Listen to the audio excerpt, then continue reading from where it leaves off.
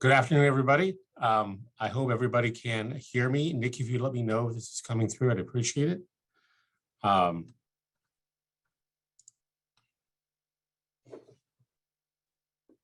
Okay, great. So my name's Daryl Menthe. I'm the president of the Culver City Downtown Business Association, and I really want to thank all of you for coming here today. You know, the last 3 years just been extraordinary in downtown Culver City. We've had the pandemic, we've gained Apple and Amazon studios, and the city has implemented some significant transportation changes in the downtown corridor. You know, one of the challenges of a business district is to find out what customers and residents are really thinking. We see people on social media, we hear talking points, personal stories, but what we really need is data. So we decided to get some data. This summer, we retained a prominent and respected research and polling firm, FM3, to actually find out what our residents and visitors think about our downtown. Questions like, how do people get here? What do they want to see when they come downtown? Do they go to the farmer's market? Do they come downtown more or less often than they used to, and why? The city of Culver City has retained this firm, FM3, a number of times to do polling on voter attitudes toward potential ballot measures. And an FM3 researcher will be giving the presentation today. I think you'll find the data informative and valuable. Please type any questions you may have about the presentation to the Q&A. We will try to answer those questions at the end of the presentation as time permits. So with that being said, I want to introduce Adam Sonnenschein. He is Vice President of FM3. He received his Master's in Public Policy from the UCLA Luskin School. He has nearly 20 years of work in nonprofit and public sector polling and research. And he's also a Culver City resident. So thank you, Adam, for being here. And the floor is yours. Great. Thank you, Daryl. Happy to be with everyone and to share what I hope will be an interesting presentation.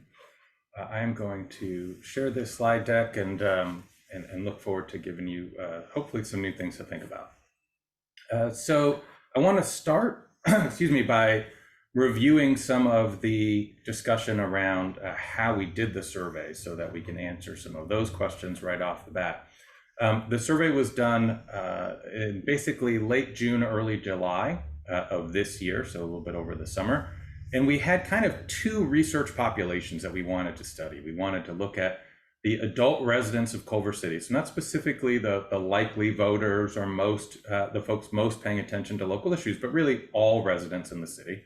And then the people who live in some of the surrounding areas near our city, who go to downtown Culver City now or had been going some time in the last few years, so that we could look at some of their perspectives as well.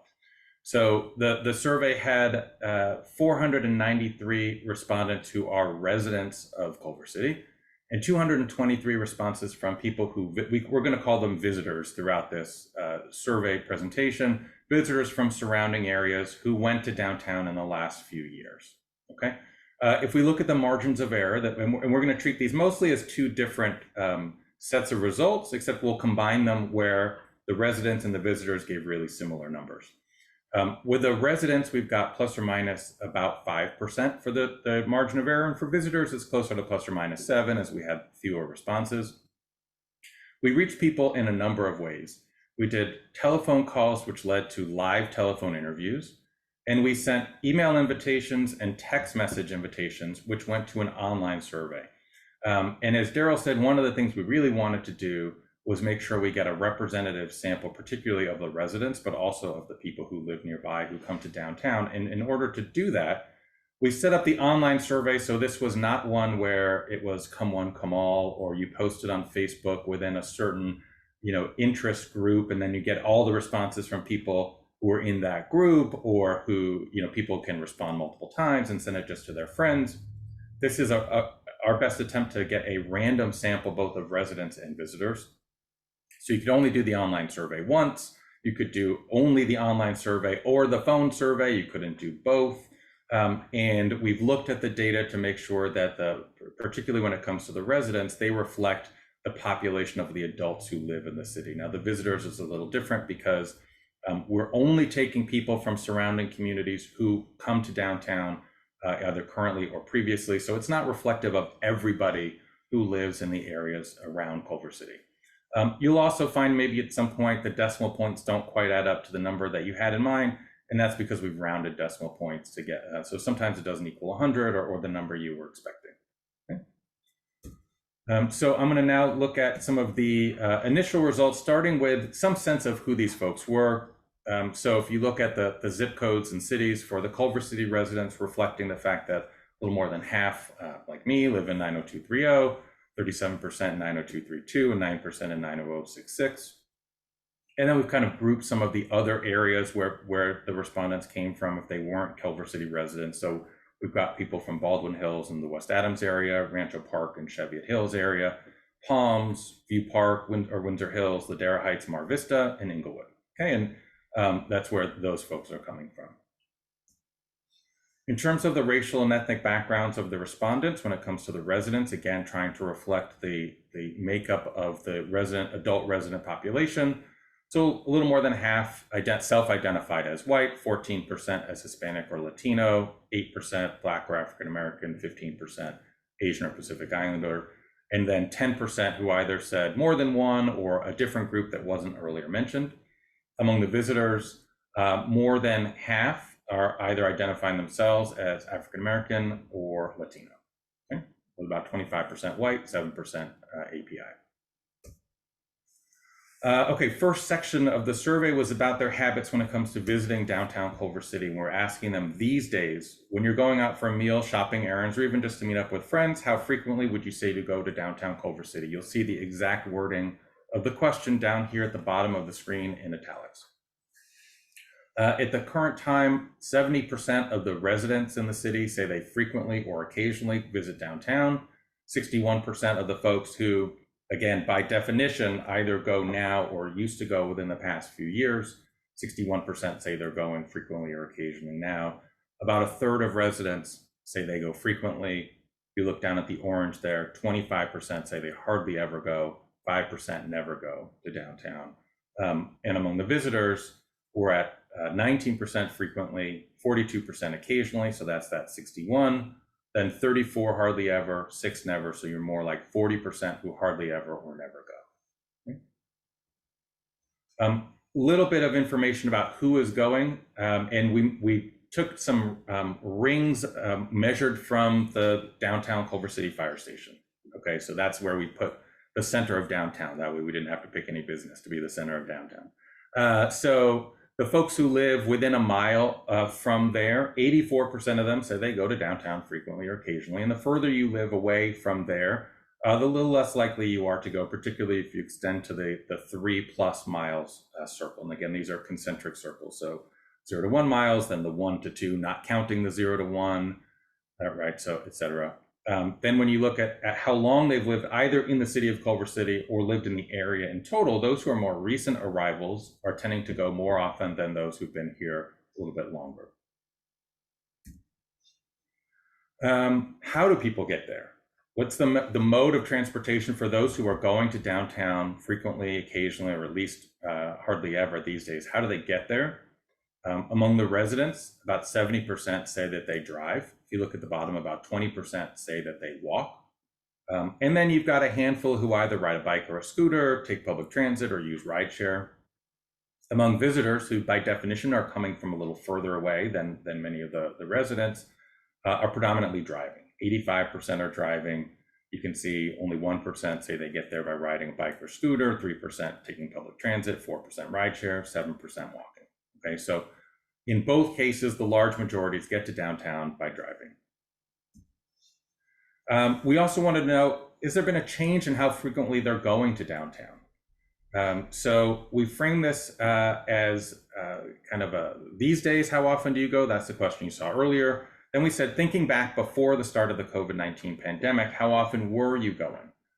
Frequently, occasionally, hardly ever, or never. And then we measured what percentage is going less often, still going the same amount, or more often. And I'll say these are self-reported, right? So it relies on somebody's recollection of how often they were going to downtown a couple of years ago, and what they would consider frequently or occasionally, or what they would consider hardly ever, right? So it's again, kind of self-reported. But what we see here is among the residents, 28%, more than a quarter, say they go to downtown less frequently than they were before the pandemic. 47% say it's kind of stayed the same. 13% say they go more often. Then we have 11% of the residents who did not live in the area before the pandemic. Okay, so they're not really able to make that comparison. Similar pattern for the visitors. 26% said they go less often than they were before the pandemic. More than half say it's about the same. 11% say it's more often. And then again, about 10% of those folks didn't live in the area before the pandemic, so they can't make that comparison. We wanted to find out, particularly when it comes to transportation, if they think it's easier or harder to get to downtown from where they live than it was before the pandemic. Or again, would they say it's about the same? And one of the things I want to point out here on the prior question and on this question was our attempt to really provide balanced questions. So we could have said, how much harder is it for you? It's much harder, extremely hard, it's extremely hard, it's very hard, it's somewhat hard, right? But we wanted to give both options, the easier and the harder, and give them also the about the same option so that we weren't leaning the question in one direction or another. If you look on the resident side and looking at the orange, about 40% say it is harder to get to downtown than it was before the pandemic. 8% say it's easier. 40% say it's about the same. And then that, 12%, if we count all the people, whether they go to downtown or not, didn't live in the area or weren't able to answer that question. Among the visitors, it's not quite as strong, 22% who would say it's harder. But still, that's more than twice the 10% who would say it's easier, about 60% who said it's about the same, and then 9% who weren't sure how to answer. So for the residents, we're looking at a 5-to-1 ratio of harder to easier. For the visitors, it's about a 2-to-1 ratio of harder to easier. We provided them with a few options and asked for each one, how much of a factor is it for why you're going to downtown less often than you were before? And this was only asked of the respondents who go to downtown less often than they were before. Okay, and in dark blue, it was a very big factor. And in the light blue, it was somewhat of a factor. Then the light orange, it was not much of a factor. And the dark orange, not a factor at all. And the top reason here is that in the minds of the people who go to downtown less often than they used to, traffic has gotten worse. 75% say that's a factor for them. 22% say not that much. Almost half say it's a very big factor. So that is both in the total, very and somewhat, and also in the more intense, very big factor, the highest answer. Okay, now we also have some people who say other areas for dining and entertainment are easier to get to. That's not only about traffic. It could be about other ways that they get places they like to go. But you had 2/3 of people who said that was a factor for them, 66% compared to 1/3 who it was not much of a factor or not at all a factor for, and over 4 in 10 who said it was a very big factor. So for both those top two, transportation and mobility are big deals in terms of the choices that people are making when we look at these people who are not going to downtown as much as they used to. We also wanted to see, hey, I just don't go out as much as I used to, which we know is something that a lot of people are experiencing. And that's 60-40, right? In terms of being a factor or not much of a factor. So it's there, but it's not as high as some of the traffic and transportation issues. And then about half of people said the movie theater, which was obviously a prominent draw for them, that closing made them less likely to go than they had been before. And then a small percentage said they used to work in downtown, but they don't anymore. And that could be either they changed jobs or they just don't go to an office or a workplace the same way that they used to. And we know how big of a factor that is for a lot of people. But in total, for the people who don't go to downtown as often as they used to, it's clearly the traffic and the transportation when it comes to other areas that they could go that are the biggest factors. We split out that first item, that traffic in downtown has gotten worse, and looking at among the residents and the visitors, and you can see that it is an even bigger factor for the residents than it is for the visitors. Among the residents, 77% say that is a very big or somewhat of a factor for them for why they go to downtown less often than they used to. Again, 26%, not a factor. For the visitors, it's 68% who would say that's a factor. But if you look at the very big, we're looking at a difference between 55 and 35. So a 20-point difference and really, really intense answers from the residents who go to downtown less often than they used to, saying that that's a very big factor for them. Okay, we also wanted to, since we expected that there'd be some issues with transportation and traffic, we wanted to ask some questions more on mobility in the downtown area. We asked them if they were aware of recent changes to traffic lanes and traffic signals on Culver and Washington in and around downtown. There's sometimes a part of a plan that are part of a plan sometimes called Move Culver City. Are you aware? Not as it, pro, con, whatever. For the residents, 81% said that they were aware of those changes. For the visitors, it was still a majority, but less so, 54% yes, 41% no. And again, not all of those folks are coming to downtown today. So they may not have experienced that at the same way that residents have. We wanted to see how much they're using some of the new features in downtown. So we asked them if they had used the new dedicated bike lanes within, it's actually the last 2 years. I see the box says last year, but if you look at the question below in italics, it's last 2 years. 19% said that they had. So about 20% had used the dedicated bike lanes. The other 80% said that they hadn't. We followed that up, and this is among residents only, asking how likely would you be to use that bike lane as your primary travel method to get to or through downtown? And about 2 in 10 said that they were likely to use that in the future as their primary travel method. 3/4 said that they would not. But also, if you look at the very likely, it's under 10% who would say they're very likely to use the new dedicated bike lanes as their primary method. And again, so many of the residents these days are driving or walking to get to downtown.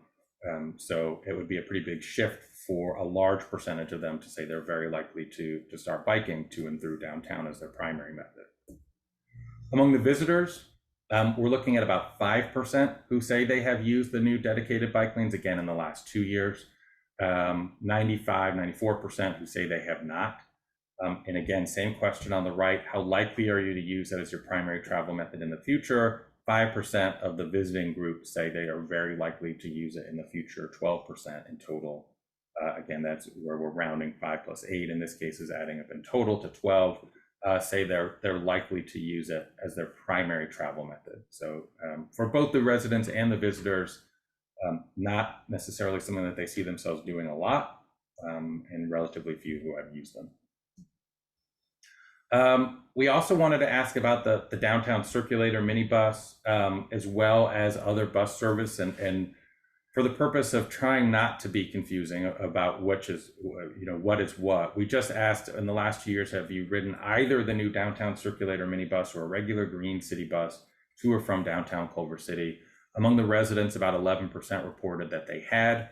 Among the visitors, 7% reported that they had. And in both cases, you're looking at more like 9 and 10 who say they have not. And that's at any point. That's not a how frequently would you use it. When we look at the frequency or the likelihood that the circulator or regular green bus would be their primary method of going to or through downtown, it's again quite small. 5% of residents say they would be very likely to use the circulator or green bus as their primary method. Among visitors, it's just 3%, and you can see the percentages who would say they're not likely. We also wanted to just, for the purpose of understanding, how some of these changes have impacted their feelings about traffic. We said, for you personally, have the changes to Culver and Washington in and around downtown made it harder or easier for you to get to or through downtown? So the point here is to ask it in a personal way, or to make it harder or easier for you, not in general and not from what you've heard and from other people, et cetera. From the resident side, we've got 63% who say the changes have made it harder compared to 10% who say it's made it easier. So that's about a 6-to-1 ratio. About a quarter who say hasn't made a difference for them one way or another. And you can see that the pretty intense numbers here, and the much harder, 40% basically say much harder compared to 6% much easier. Among the visitors who also were less aware of some of these changes, who maybe felt less impacted by traffic in and around downtown than some of the residents do, 53% say the changes have made it harder for them, 7% say it has made it easier for them, and again, you can see 22% much harder compared to 2% much easier. At a more conceptual level, when we break this out or explain it in more detail, you can see again at the bottom, Move Culver City includes new dedicated bus and bike lanes that have replaced some of the lanes previously used for cars, as well as new traffic signals and restrictions on turns to and from Culver and Washington Boulevards in and around downtown Culver City. And to get a sense of how they feel about these changes in total, not just for them personally in their driving, we asked overall, do you think these changes have been good for downtown, bad for downtown, or have they not made a difference either way? Among the residents, we're at nearly 2-to-1 who would say they have been bad compared to saying the changes have been good. 53% bad, 28% good. And again, if we look at the very good to very bad, we're looking at 15% very good, 32% very bad. So again, more than 2-to-1. 10% say it's made no difference for downtown, 10% not sure how to answer. Among the visitors, there's still a plurality who would say the changes have been bad for downtown, but it's a little more narrow here. 29% good, 38% bad, 21% say no difference, 12% not sure how to answer. So the feelings are clearly more intense and stronger among residents who would say that the changes have been bad for downtown. Looking at a little bit of demographic data here of who has some of these different opinions. This is by that same question about the distance from downtown. The folks who live within a mile of downtown, and they're about 27% of the folks in this survey. 59% of them say the changes have been bad for downtown. 26% say they have been good. 15% are not sure. You can see as we get further away, the feelings become more divided and mixed. The folks who live furthest away, more than 3 miles, are basically tied at 29 good, 31 bad. But within there, if we look at, say, the 1 to 2 miles, we could skip the 2+ miles and just look at the 2 to 3 miles, right? You know, as you get further and further, it becomes closer, but 0 to 1 miles is a pretty strong 59-26. 1 to 2 miles is a pretty strong 54-28. That these changes have been bad. So the folks living closer are feeling more negative. Also, just looking at this by racial and ethnic background, just to see what sort of the implications are there, we're seeing that across racial and ethnic groups, more respondents are saying that changes have been bad than good.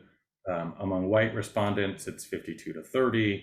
Among Latino respondents, it's 50-26, bad to good. Among African Americans, it's 35-26, although you'll notice 39% say it's made no difference or they didn't have an opinion. And then among the Asian and Pacific Islander respondents, 45% bad, 28% good. If we grouped all the respondents of color, it's 45-27. But you can see in all of these groups, there's no group who would say at greater numbers that changes have been good than that they have been bad. Okay. That's sort of some of the sense of the way things are going now. We also wanted to ask them a little bit about some of the amenity, shopping, and entertainment options in downtown. What do they do there? What are they looking for there? So we asked them if they've been to the Culver City Farmers Market in the last few years, and we didn't define what last few years is, if that's 2 or 3 or whatever. But among the residents, more than half say they have, 55%. Among the visitors to downtown, 42% said they have. So the farmers market has some pretty good attendance in terms of a spread among residents and visitors. We also wanted to follow up and see if there's maybe a multiplier effect of the farmers market. In other words, when they go to the farmers market, do they also usually visit another business or restaurant in downtown? So this question is only asked of the people who have been to the farmers market in the last few years. Among the residents, 3/4 of them who go to the farmers market say, yeah, they also go to another business or restaurant, usually when they go to downtown. Same number among the visitors, 75% yes to 25% no. So this would say there is a sort of multiplier benefit to folks going to the farmers market, and then they head out to another business or restaurant in downtown.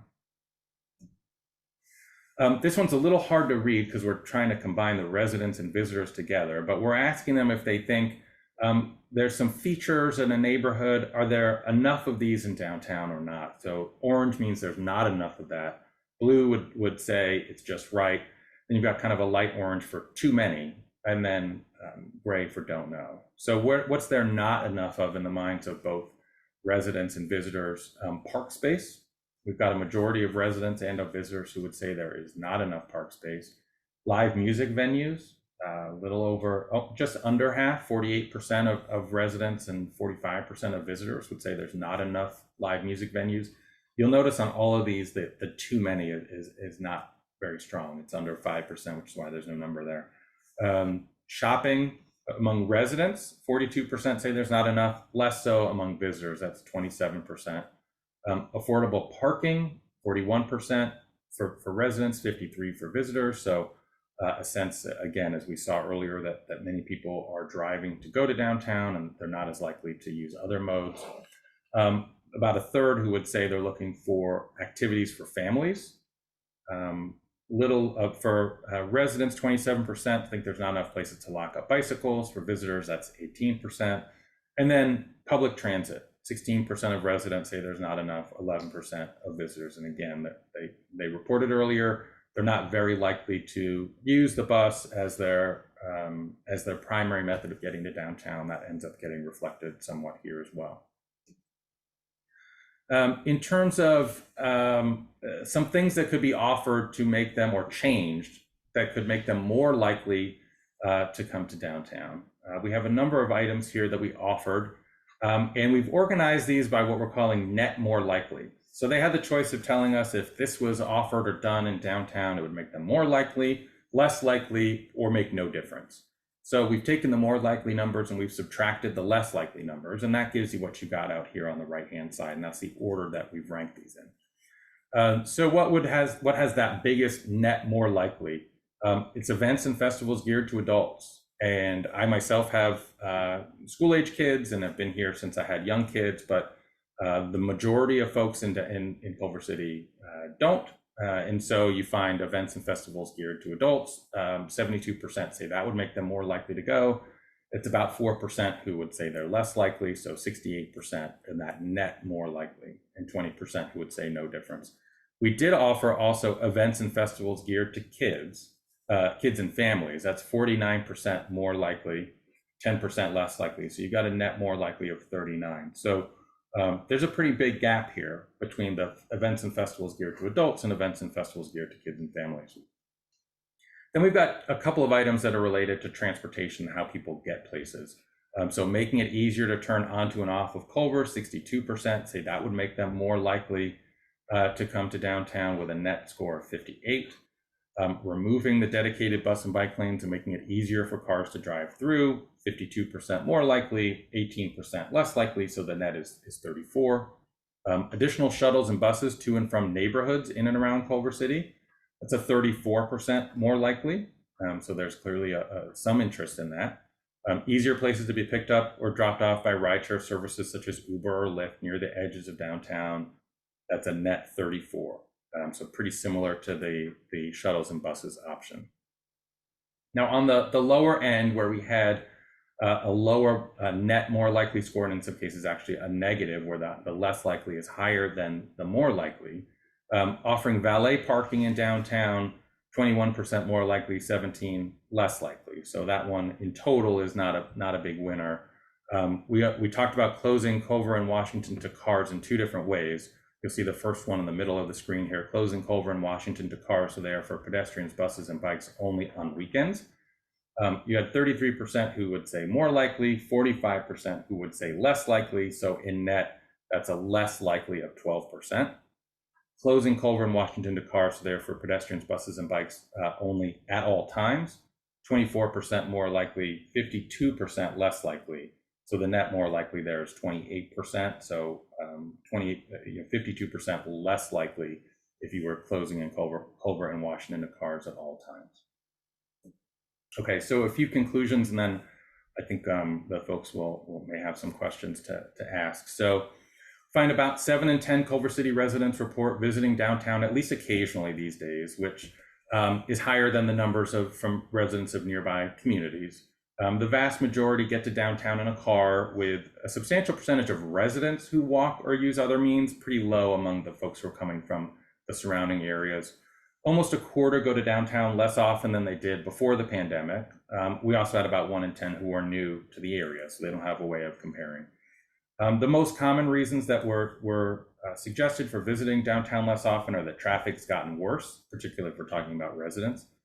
Other destinations are more convenient, and respondents are simply not going out as much due to the pandemic. And then the closure of the movie theater is also a factor for a majority of respondents. 40% of residents and more than 20% of visitors think it has gotten harder to get to downtown compared to before the pandemic. And majorities of both residents and visitors think the Move Culver City changes have made it harder. There's a high degree of awareness, a very high degree of awareness to the changes to transportation options in downtown among residents. A majority of visitors are also aware. The new bike lanes and bus routes, and according to the reporting of the respondents, they're not using them very heavily, and very few indicate they're very likely to use them as primary modes of transportation to or through downtown.